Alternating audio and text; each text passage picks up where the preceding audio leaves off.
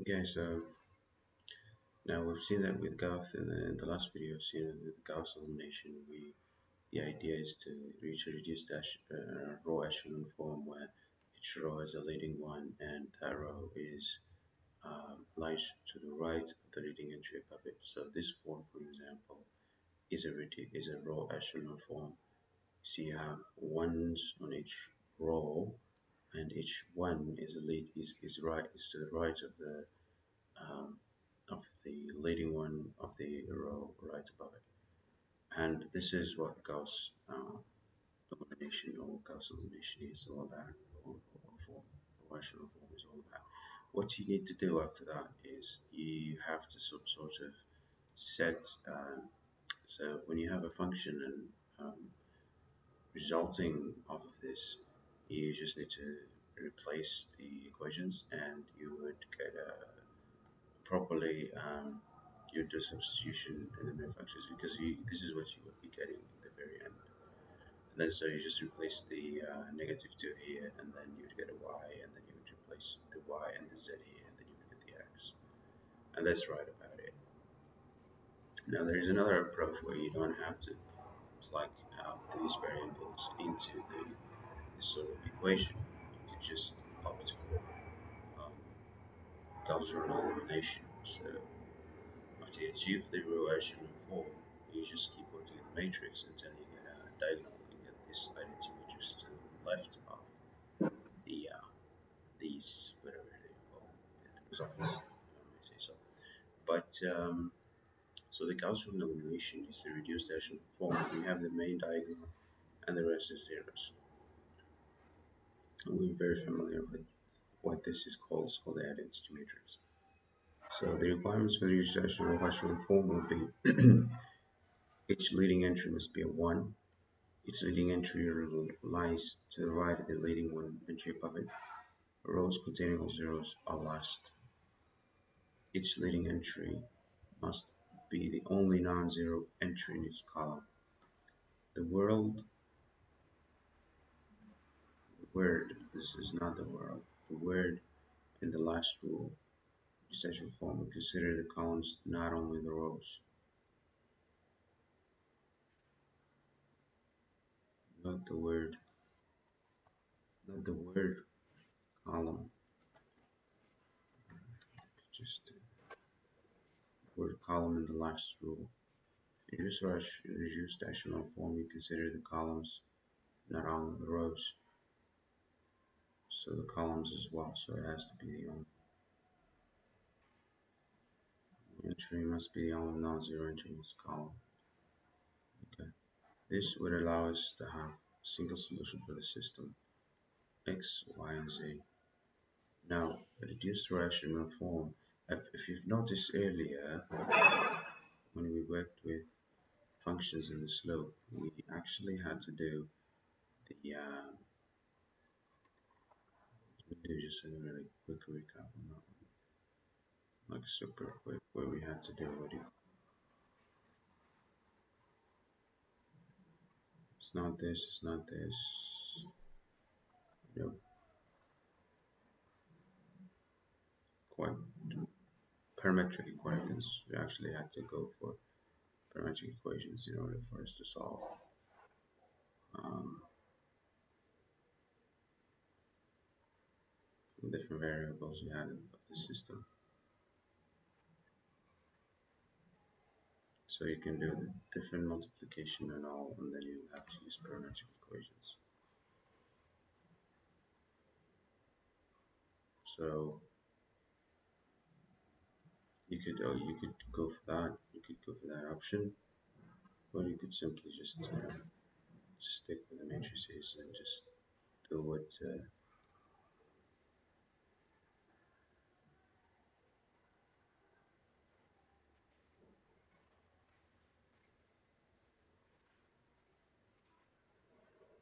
in this case, this would give us a single solution for the system. Right, now reduced row echelon form can take another form, another shape as well. Now this is also viable, reduced row echelon form, but why is this even possible? Because So yeah, you remember it's not the identity matrix because the rule says the entry or the one in its column should be the only non-zero entry. So in its column, so the one is the everyone everything below it or above it is zeros. So this is a viable option. Should you remember that. The above suffices the all rules of reduced rational form since every row has a leading one. Each leading one is to the right of the row above it, and each leading column has only one with the rest as a one with the rest being zeros. In this case, the system does not have a single solution. Does not have a single solution. Augmented matrix, rational form, reduced rational form.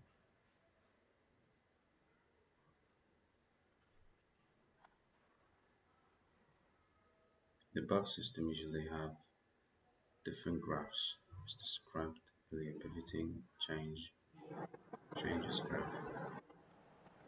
However, the intersection points will be the same.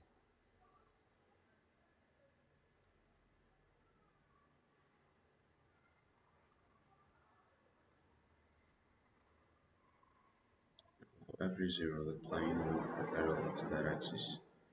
In reduced echelon form, all planes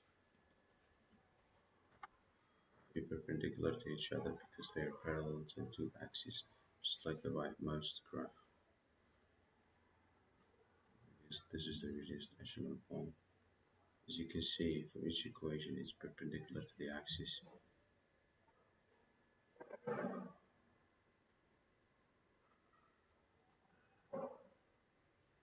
The axis where it is 1, where it is perpendicular is 1, and parallel to the axis where it is 0. To achieve reduced echelon form, working form, reduced echelon form will work our way right to the left. To achieve this echelon form,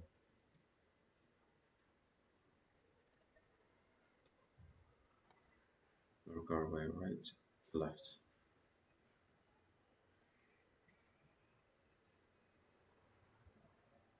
Start at the entry directly above the one to the rightmost column. Yeah, so you start off with this one and then you try to solve it. Then we do the same for the first row. And as it suffice the zeros, just like you work your way down and then you work your way back up. And the same for the second column. We get rid of the 4, so we multiply, okay, so we multiply by -2 by R2 and adding and replacing the first row.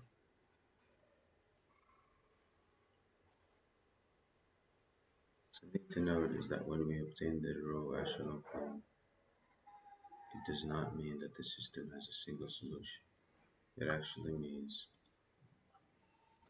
there are many solutions. For example, the below. The red matrix was a result of multiplying the first matrix second row by 1, adding the first row. So as with the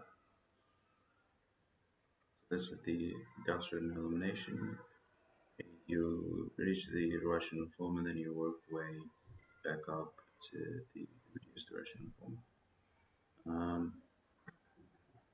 As you can see, there can have many solutions. That is why we solve this system by substitution or by Gaussian elimination. Doing that will result in a single unique solution. Okay, so there's the reduced rational form. All dependent equations here.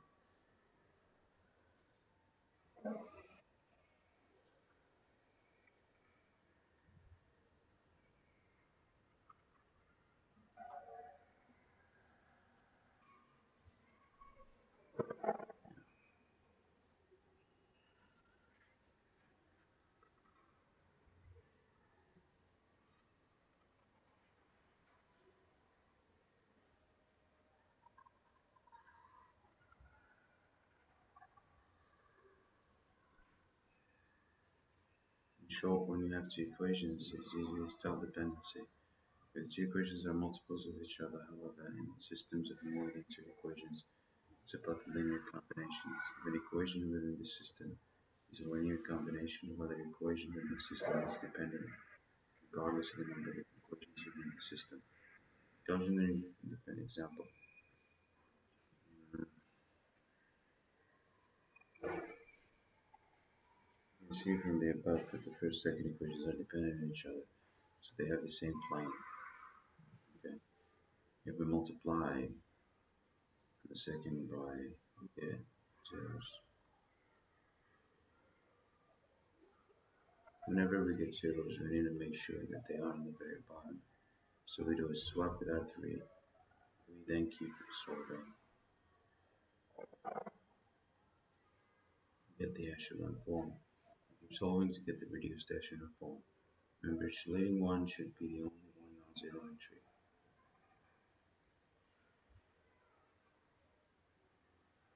As you can see, the leading ones are the only ones in their column. So we have sufficed the reduced echelon form. We get the following dependent equations. So with Gaussian elimination, we were able to transform a dependent system to independent system with the same intersection line set of points. When all equations are dependent, we get, when we solve the above, we get, the above, we can write the above in parametric form. Gaussian elimination is quite handy in different forms of dependent systems. The parallel equations are dependent equations. Similarly, one equation is a linear combination of the other two. Like the below example, each equation is a linear combination of another equation. Not below the other example, all equations share the same plane.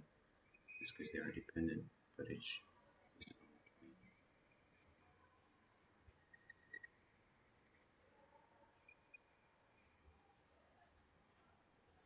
This is how they are linear combinations of each other. Both reduced echelon form, with all zeros in the very bottom. And hence the solution would become the following. Just like the previous example, solution stays the same. They both share the same line. To be able to tell the solution, if the solution is from a matrix, tell the solution from the matrix.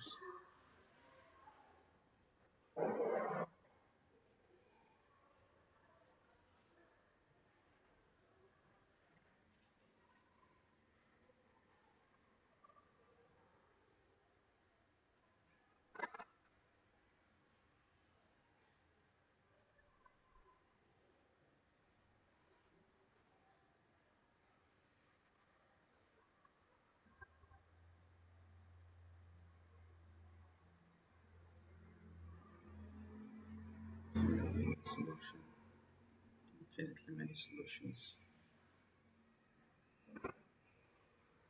The reason why I'm saying there is no solution, you can't really,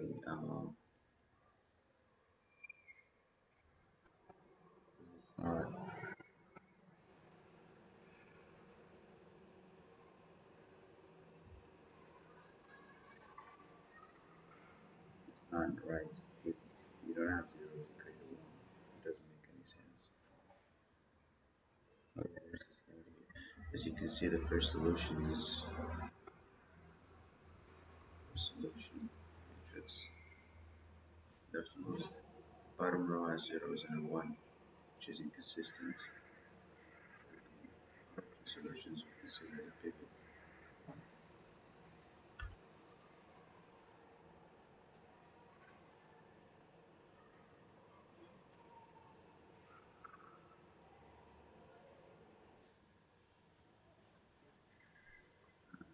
As the above, the columns and leading ones,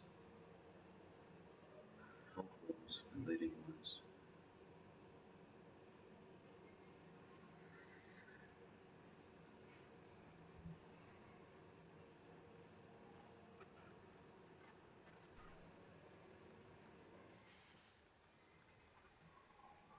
then is on the matrix a single solution. Otherwise, infinite solutions. Consistent system going below is a form of these parallel planes. See, this is the reason. Just solve the last problem, the last column to be one, column two to be one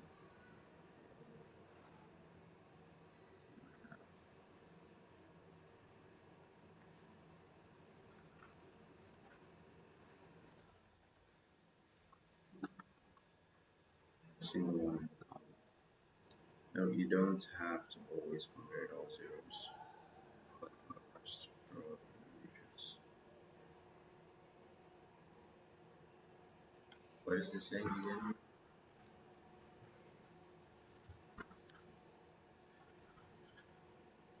Consistency systems like the one below. Using the reduced echelon form will produce parallel planes. You just solve the last column to be a leading one, and column 2 to be the only one to have a single one in its column. Now, you don't have to always convert all zeros, like in the last row in the matrix, the leading one. No, a matrix where most of its entries are zeros is called sparse matrix. A row of all zeros is allowed in reduced echelon form if and only if it's at the very bottom.